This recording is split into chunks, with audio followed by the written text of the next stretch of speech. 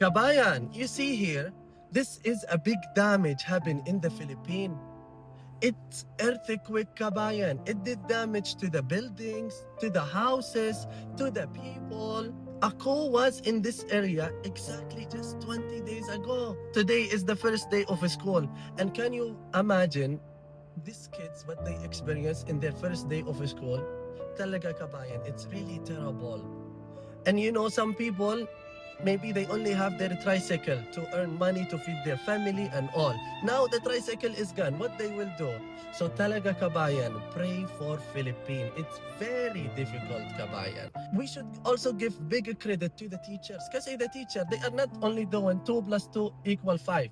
They are doing bigger than what teachers supposed to do. See what they did to the kids here. They are teaching them how to get down and bend down and put your hand, you know, all those things.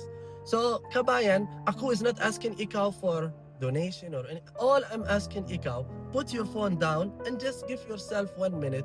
Pray for the damage that happened in Mindanao, in General Santos, in Davao, and everywhere. I love you, Kabayan, and thank you.